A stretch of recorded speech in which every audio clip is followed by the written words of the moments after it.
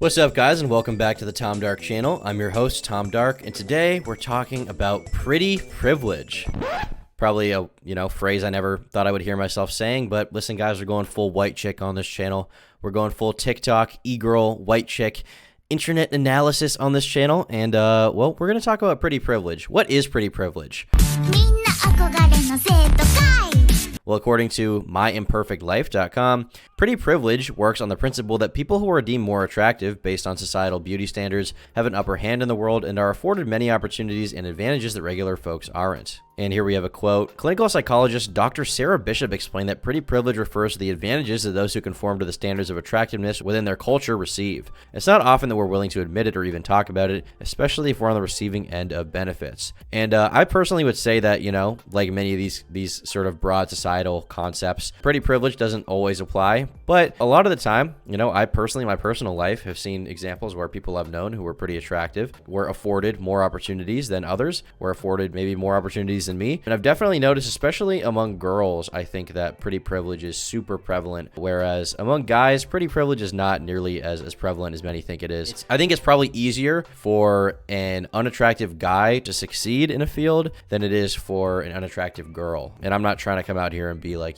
blue pill feminist or whatever, but I just think that is the truth of the situation. And I think that that's, been my general experience from seeing things. But it's also a different kind of success, and I'll talk about that success as well. You can see here, if you look up pretty privilege on YouTube, it's quite a talking point among, video essay channels, which are not totally unlike my own, but sort of from a different area of the internet. Here we have a video from Salem Tovar called Pretty Privilege Isn't Real, You're Just Shallow, which, to be honest with you, pretty privilege is definitely real, although maybe this is a clickbait title. Maybe I haven't seen the full thesis of this video. Here we have Growing Up Ugly and Pretty Privilege is Real. So this is, I guess contradictory title. Duality, as we see. Here we have Pretty Privilege is Real. Here we have Pretty Privilege is Dangerous. So a lot of people have talked about this. It's kind of been a talking point on YouTube and stuff like that in the past while. And a video from a pretty interesting YouTuber that I've been watching recently came out. Actually, it's not even recent. This is a year, almost 2-year-old video. Damn, I thought this was recent. Anyway, there's this video from this YouTuber that I like to watch called Gen, G-E-N. Honestly, if you look at his videos, he reminds me a lot of old Sneeko, like man on the street style content, interviewing people, addressing societal issues, and trying to sort of understand why people feel the way they do, what their general consensus is on a lot of these, more broad strokes issues in our culture.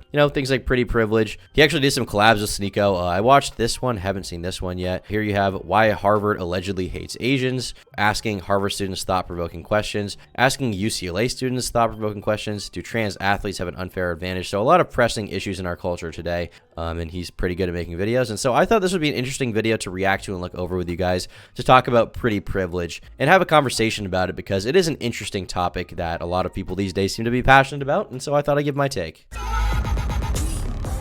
What are your thoughts on pretty privilege? Is this what happens at like spring break for college students? I've never been to like spring break. Is this what kids do in like Florida? They just hang out in like rivers and chill out in their bathing suits and whatever and have fun. That seems wild to me. I gotta get in on whatever this is. It's definitely gotten me out of a lot of things. Is this a real thing? I don't know. To an extent. Can you explain? Pretty privilege. The ease and access that you can get as an attractive person. I'm guessing you guys are a couple? Sure.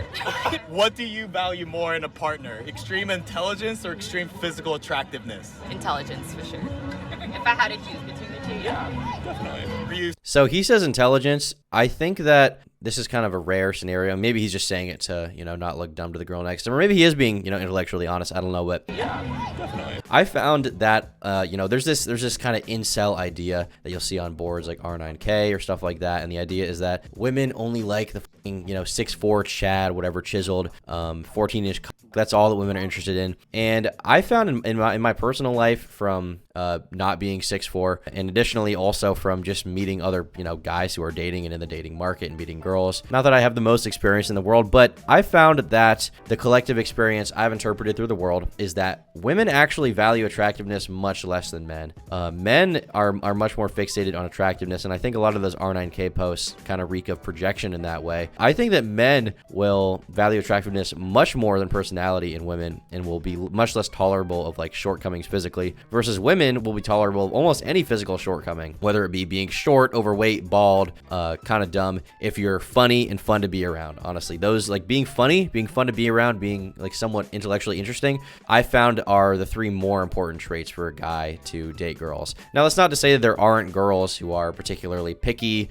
Maybe they're particularly hypergamous. They don't want to be with just any man. They want to select only the top 10% genetic class of man. Okay, obviously those women do exist, but I found that they are not that common, and a lot of girls will be willing to forgive almost any physical shortcoming if that's paired with, you know, someone being funny or interesting. You know, I found that a lot in my personal life as well, where, you know, not to be overly self-deprecating, but like, I'm not the most attractive, you know, dude in the world. I'm not super tall or anything like that. I'm not super built, you know, I'm not super jacked, but by being, you know, interesting, by being, I would say, funny, I think girls and people in general find me funny when they hang out with me. By having those 2 traits, I've managed to talk to girls. I've managed to, you know, date them. My current girlfriend, I think she lies to me and says that she finds me super attractive, and I am kind of her type, but at the same time, like, I think that a big part of the reason why she's with me is because she likes my personality. She finds me funny. And you know, on the flip side, like, when I first met her, the only thing I was interested in is the fact that she was pretty. I didn't give a shit what her personality was. Now, obviously, we've been dating for a few years now, so obviously that's a big component of it, right? When you're dating someone for that long, you have to like who they are as a person, and I do. But I think that, you know, for a lot of guys, the thing that gets you in the door more than anything is physical attractiveness, versus girls, you can get in the door with a lot of different things there, right? I think you really can. Yeah, definitely. Are you single or you're in a relationship? Married, happily married. Is your partner more intelligent or more attractive? Very kind. That's like code for ugly. Very kind. She dissed him. If this dude sees that video, he's gonna be fucking mad at her. That's like code for ugly. More attractive. So this one, I have the brains, he has the look. It's both. I think it's hard to say one or the other. Yeah. I would say at first attractiveness, because that's what makes you inquire about the intelligence, but afterwards I would say the intelligence outweighs the attractiveness. with physical attraction. Yeah, and that's basically what I would say as well. Like, I think that for a lot of people, attractiveness is what gets you in the door. But if you want to have a long-term relationship with someone, no matter how attractive you find them, if you just are constantly butting heads, it's going to be miserable and you're not going to want to be with them, you know? I think that when they're younger, a lot of guys will learn that physical attractiveness and just being the hottest 10 out of 10 cutie ever, being, you know, looking like a fucking Instagram model is not, you know, necessarily the only factor that you should consider. There's a lot of other things. Some guys get lucky and, you know, date a girl that they find very attractive and think is very cute and is like their perfect ideal type, and also their personality, you know, meshes super well together. Some guys get lucky with that, but not everyone gets that, and so it's okay to, you know, sort of make compromises in that area a little bit. You know what I mean? Action. That's short term. You definitely need to have not just body language, voice, intonation, like things that make you more attractive, and that comes from confidence. That's more of a personality thing. That's also true. I think confidence is a big deal. Just be confident, bro, is a pretty cringy term, and confidence, in my opinion, is more earned than something you just have. Some people are born with a sort of genetic injection of confidence through, you know, things like height, maybe things like that, things like physical ability or prowess. That's definitely a part of it. If you're one of these low T males, you may have lower confidence right off the bat, but it's not like it's something you can't build or get with time. You know what I mean? I think confidence definitely plays a big factor, though, because realistically, the two things that I've seen consistently, and this isn't just from my own experience in trying to talk to girls or whatever, but a lot of it was just been in like seeing my friends talk to girls and seeing their failures and stuff like that, or hearing from girls about, oh, this happened, that happened, you know, stuff like that. The thing that I've seen across the board is that girls hate desperation. They hate a guy who comes across as someone with low self-esteem that is fucking desperate for any girl, right? Because if you feel like you're babysitting someone when you hang out with them, or you feel like you're there to like morally support them at all times, and you feel like that's all the friendship relationship is built off of, then you're not going to want to be around them. And additionally, girls don't like to feel like they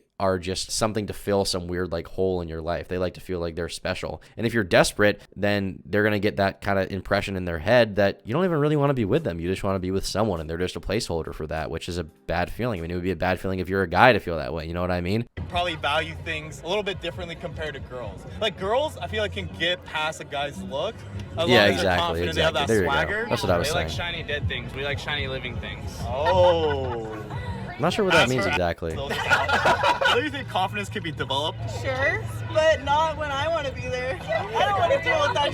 You guys describe your Yeah, and this is another part of it. Like girls, you know, that are dating you, they don't want to be there through your whole development as a human being. You know, for the most part, they want a guy who already has it put together. They want a guy who has it figured out. They don't want to have to like help you become a human being. And so, if you want to be confident, you have to develop that, I think, outside of a relationship, and then you know, you bring that to the table as part of, you know, being a partner. Yourself as more attractive or more intelligent? I think I'm a well-rounded individual, and That's such a hard question because, Yes. like, honestly, like,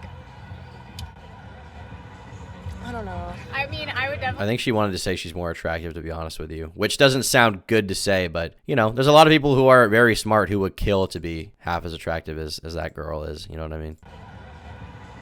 I don't know. I mean, I would definitely say attractive. I'm definitely more No. Yeah. than intelligent. Yeah. Okay, you guys are the first girls who have actually admitted that. I would say I'm more intelligent than I am attractive. You could still be pretty and be smart. One or the other. Oh, more smart, because then I would be more wealthy. Pretty privilege differs based on if you're a girl. Now that's interesting because I feel like a lot of people these days have the impression that the way to actually be wealthy is not to be smart, but to be physically attractive, because you have like Instagram models, OnlyFans, stuff like that. I feel like that stuff is almost less competitive than roles where you need to be more intelligent, because there's so many people going to school right now. There's so many, you know, quote unquote empowered women, and that's not necessarily a bad thing. But women who are pursuing, you know, jobs rather than, you know, using their looks to get by or something like that. So I feel like you might have a safer bet if you're, you know, if you're a hot girl, you may have a safer bet trying to be an Instagram influencer or some kind of e-girl. You know what I mean? Getting gamer subs in sponsorships or whatever the they get sponsored by now. You know what I'm saying? Pretty privilege differs based on if you're a girl or a guy. It's very different if you're a girl. I think that it's a lot easier. There's like a girl that's like asking for the exact same thing as I would never get helped, and they would like at bars. Like, do guys ever get served first? No. Yeah, like, yo, you're. Girls cry when they get pulled over and the cops are like, get off at the warning. Yeah. Okay, have you ever done that? No. Yeah, so I've been pulled over very drunk. He was like, all right, like, just make it home safe. And I was like, all right, cool. I was like, if a guy got pulled over this drunk, I'd be. I mean, I would say intelligent. Yeah, and I got pulled over. Actually, I guess it was a while ago now. It was like last August or something. I want to say I got pulled over, something like that, and I ended up with a misdemeanor charge. And I think honestly, if I was a cutie 3.14 blonde girl, I may have had an easier time getting off. And you know, you can blame the cops for that, and obviously, you know, that kind of situation does suck. But I think a big part of that situation is just the fact that, you know, people are inclined to feel more bad for people they find attractive, or people they find cute, or people they find to be physically pleasing to the eye. And you know, for a 50-year-old bald dude, I don't think that I'm necessarily the thing that he wants to see the most. But if I was, you know, an attractive girl in that position, and I was maybe feeling a little upset or crying, maybe he would see some of his own daughter in me, maybe he would see some of his, I don't know, high school sweetheart in me or something, and he would, you know, be more inclined to let me off. And that's just kind of part of human nature. That's not always how it is. There are some people who are more objective than others, but that is, you know, psychologically part of what makes us human. Intelligence as well, but I think it depends on your career. Some careers you need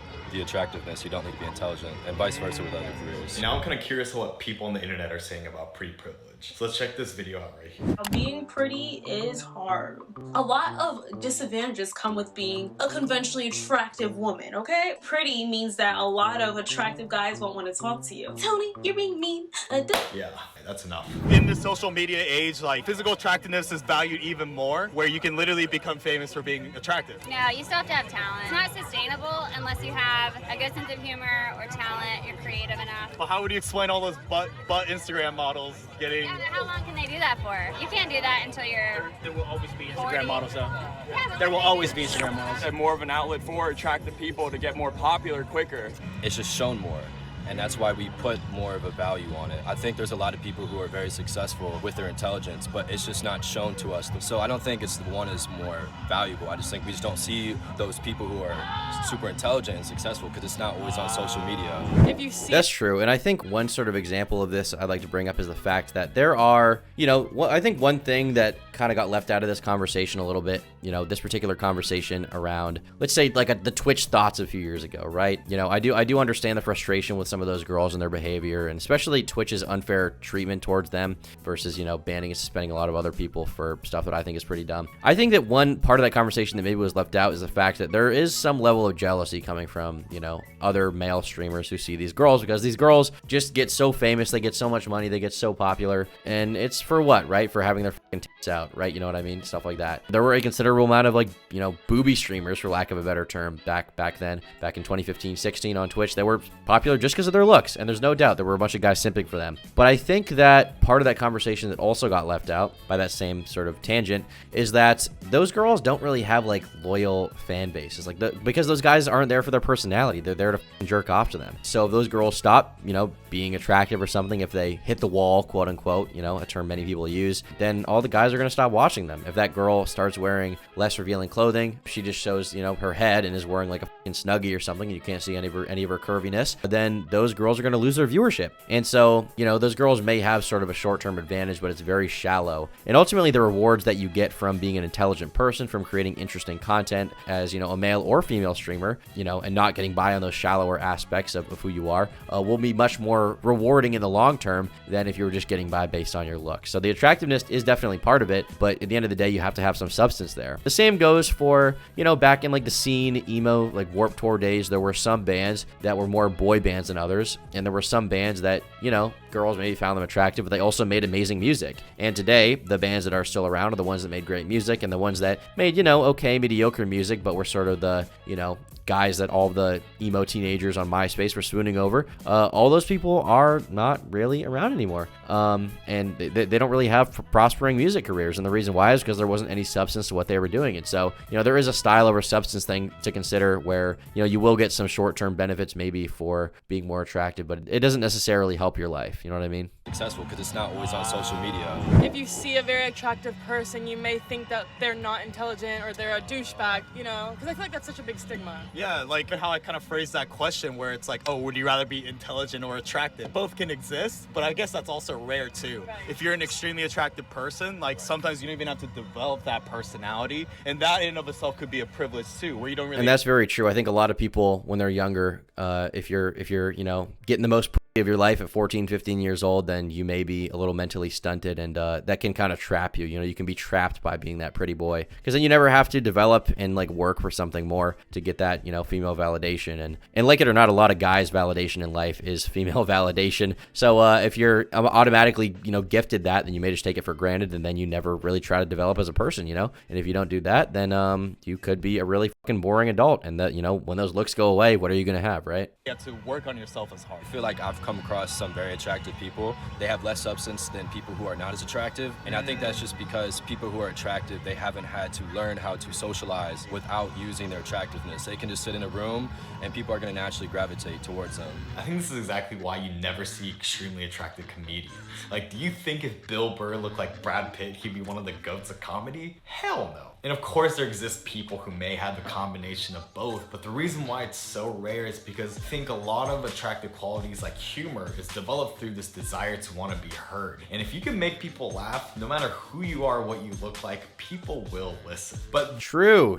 I mean, just for one comedian example, one of my favorite comedians is Louis C.K. And if you look up Louis C.K. And go to pictures of him, the peak of his career was when he looked like this. I mean, there's no hair on his fucking head. And, you know, not to shit on him too much, Louis, I'm sure you're a big fan of the channel. But at the same time, it's like, would he have even had the tenacity and, like, wanted to be as successful as he was if he had looked, you know, like this guy said, like Brad Pitt right off the bat? You know what I mean? If he looked like this, would he have wanted to be the funniest dude in the world? Probably not. And another thing for Brad Pitt is like, okay, the dude is an amazing actor. He does, you know, have a lot of merits as an actor, but also a big part of, you know, him being successful is undoubtedly his attractiveness. You know what I mean? He's a very striking guy visually. And so I think Pretty Privilege does exist in that way. But at the same time, you know, it's not always a benefit to you. You know, I think that instead of sort of getting caught up in the fact that, oh, you're not as attractive as this person, or, oh, I wish I had been hotter or whatever, something like that, I think the only thing you can really do is make peace with what nature gave you and try to push on, which, you know, for all the manosphere stuff that I don't like about Andrew Tate and stuff like that, and Sneeko. I do appreciate the fact that one mentality they push is it's like, okay, reality is what it is. How can I escape this reality? How can I morph it? How can I mold the world into an image of what I want it to be? Some people are just born with disadvantages and some are born with advantages, you know? You'd have to just kind of play the cards that you're given and you do the best of what you have. You try to break that mold, that genetic conditioning that you were given, and, you know, form your own destiny from that. And I think that that's really the basic message that I want to give with this video, is that despite the fact that some people are born more attractive, some people aren't, you can't fixate on that too much or you'll go crazy, because there's some things you just can't control. Those types of opportunities are hard to cultivate if everyone is always laughing at your jokes and hanging on to every word that you say solely because they want to fuck you. Let's just try another video.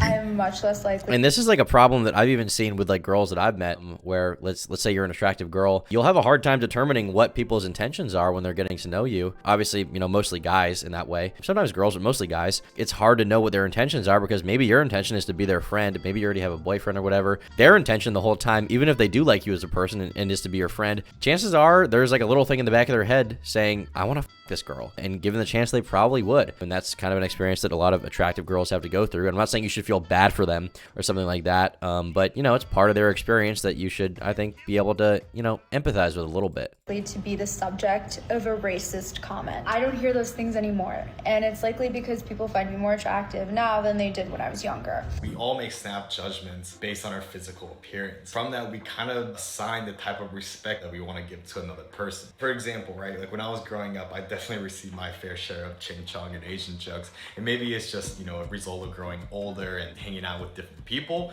As I've gotten taller and, you know, started putting on some muscle, that stopped happening. If you kept watching up until this point, don't click away yet because I have another point on pretty privilege. For a lot of my audience, what made you stay may have been the content, but what made you initially click was that attractive girl in that thumbnail. I leveraged pretty privilege in this case by making sure I got a thumbnail just like that with an attractive girl before I started any filming, to once again prove how real pretty privilege is. And you know what? To also get more views. Pretty privilege, I think, actually is one of the biggest privileges that you could have. And it's never talked about. And I would agree with that. It is a privilege not talked about, but at the same time, it's like, how much can you really ask the world to change around that? I mean, part of it's just human psychology. Like, people like attractive people, you know what I mean? It makes sense. People like to look at pretty things, you know? I'm curious what the comments section is going to be here. As someone considered attractive by most people I've met, I went through a stage in my life where I was bullied relentlessly, and almost every interaction I had with peers was negative. Once puberty hit, the psychological damage was already done. People magically started being nicer towards me. My experience of being a nobody served me as some silly social trauma, but now pretty, and I have a smidge of personality. Yippee for real. I work in a school. The most attractive kids are popular. Yeah, I mean, this is, you know, obviously the experience that a lot of people had in school. This is the experience I had in school. Sometimes, despite lacking manners or real social skills, and the least attractive ones are ignored, picked on, or bullied, sometimes despite being very kind and outgoing. That's true, but also I think that that's kind of a short-term thing, because I think that, you know, high school, you're just coming to terms with all these, like, realities of the world, and, you know, just a few years prior, you started feeling attracted to, you know, the opposite sex in that way. That, you know, around 12, 13, I think, is when I started having those feelings. And then high school is the first time, like, you know, now you're really developing into physical adults. You know, throughout high school, you're growing up, you're going through puberty. And so I think that, you know, that's the first time that you have to confront these kinds of things about the world. But also, I think as life goes on, as you get older, people value attractiveness much less, as, you know, those kind of urges subside and people are less focused on everything that moves. And I think that you find most people are less shallow than that. Obviously those people still exist, but, you know, people get less shallow with time, which is, you know, maybe that's comforting to you if you're not attractive, if you're, you know, average, below average, whatever. Like myself, I consider myself a person of average attractiveness. So it's definitely comforting to me, and maybe it's not comforting to people in the opposite position. But, you know, it can also be sort of a sign to, you know, just treat people better and be less focused on how people look and be more focused on what they have to say and what comes from inside of them. So yeah, thank you guys for watching the video. Hope you enjoyed it. Be sure to leave a like if you liked it, leave a dislike if you disliked it, and leave a comment down below. I'm curious what you guys say. The comment section for this video looks, you know, pretty decent actually, so I'm curious what you guys have to say about this. Obviously, we're, you know, a different kind of community than this dude. We have different opinions. We watch different YouTubers, probably have different life experiences. This dude looks like, I know he was a frat dude in college, so he's had a very different experience than I have. But regardless, I'm curious what you guys have to say about these ideas. And is pretty privilege real? Follow my Instagram, TomButDark, to see the cutest pictures of me in the whole I can't even finish that. Thanks for watching. See you guys later. Bye.